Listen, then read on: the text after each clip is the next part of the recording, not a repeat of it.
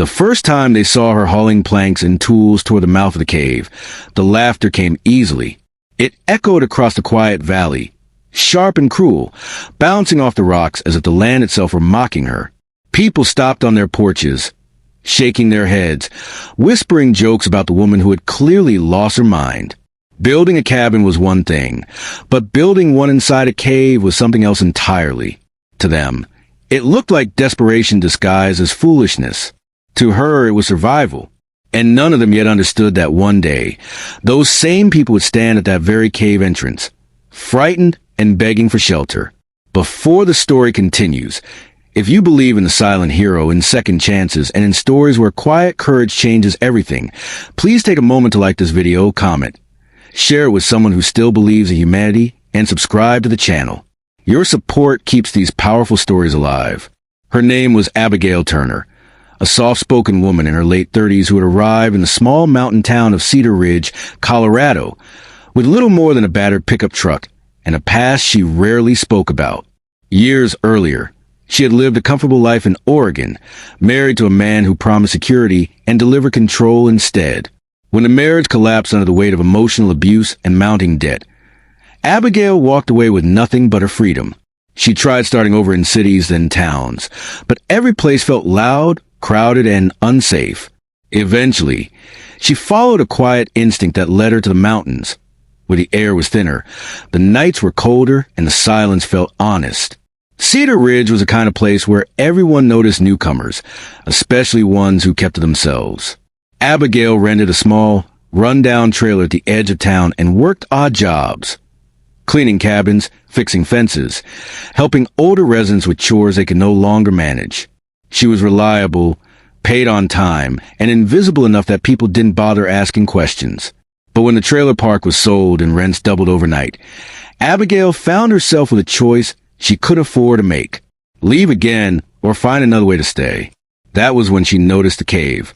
It sat on a stretch of rocky land just beyond town limits, partially hidden by pine trees and long ignored by locals who considered it useless and unsafe. Abigail explored it carefully, discovering that it was deep, dry, and naturally insulated from the brutal winters that swept through the mountains. The idea came slowly, born not of stubbornness but practicality. She couldn't afford land or a house, but she could afford sweat, patience, and time. With salvaged wood, discarded windows, and materials bought piece by piece, she began building a small cabin structure just inside the cave's entrance, using the stone walls as natural protection. That was when the mocking began.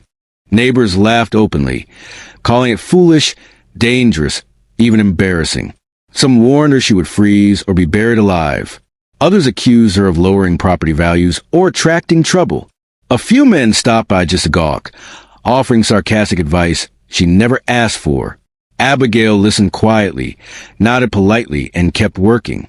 She had learned long ago that survival often required ignoring the voices that didn't understand your fight.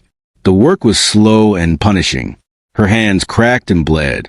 Her muscles ached every night as she collapsed onto a thin mattress laid on the cave floor. But with each passing week, the cabin took shape. She sealed gaps, reinforced beams, installed a small wood stove, and learned how to channel rainwater and sunlight. The cave stayed cool in summer and remarkably warm in winter, the earth itself acting as a shield. What others saw as madness, she experienced as peace. Still, the loneliness pressed in. At night, as the wind howled through the valley, Abigail sometimes wondered if they were right. She wondered if choosing isolation over humiliation had cost her the chance at belonging. But every morning, when she stepped outside and watched sunlight spill over the mountains, she reminded herself why she stayed. No one could take this from her. Not anymore. The first winter came early and hard. Snow fell heavier than usual that year, blanketing Cedar Ridge in white and cutting off roads without warning. Storm after storm rolled through, each one colder and more violent than the last. Power lines went down. Heating systems failed. Supplies dwindled. Panic crept into homes that had never known true vulnerability. Families huddled under blankets, listening to the wind batter their walls and praying the electricity would return before the cold became deadly. Inside the cave, Abigail was warm. The fire crackled steadily in her stove, the thick stone walls blocking the worst of the wind. She rationed her food carefully, melted snow for water, and waited. She had prepared for this. She always did. But she hadn't prepared for the sound that came late one night, barely audible over the storm. Footsteps. She froze, heart pounding, listening. Then came knocking, hesitant at first, then urgent. Fear flashed through her, memories of the past tightening her chest.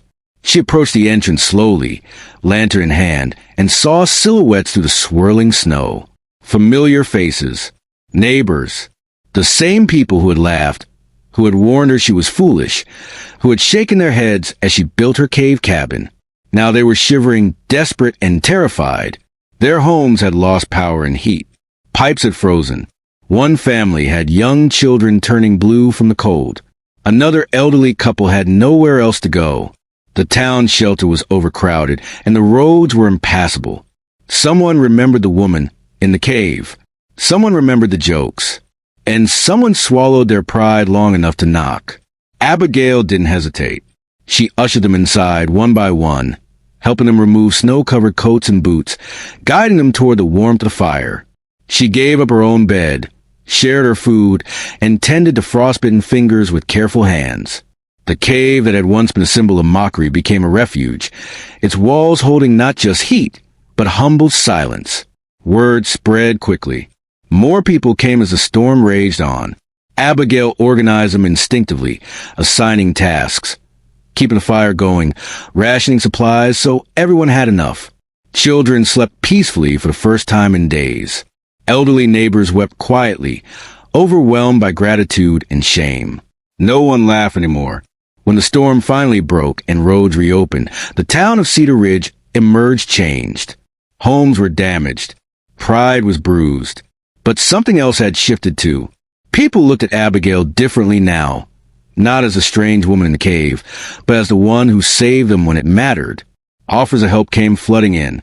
Materials, land, money, apologies, spoken and unspoken. Abigail accepted some things and refused others. She didn't want charity. She wanted respect. Eventually, the town helped her legally secure the land around the cave and improve the structure safely. Some even volunteered to help expand it into a proper emergency shelter for future storms. What began as an act of quiet survival became a shared community lifeline. Abigail never gloated. She never reminded them of their laughter. She simply kept doing what she had always done, working, helping, and choosing compassion over bitterness. In doing so, she taught an entire town a lesson they would never forget. That wisdom doesn't always look impressive, and strength doesn't always announce itself loudly. Near the end of the story, if it touched your heart, if it reminded you that quiet resilience can change lives, please take a moment to like this video, share it with someone who needs encouragement, and subscribe to the channel. Your support helps bring more stories like this to light. Before the ending, we have a special request for you. Please comment shelter if you believe that kindness should never depend on pride, or share a time when someone you underestimated surprised you with their strength. Because sometimes the people we mock for surviving differently are the very ones who will save us when everything else falls apart.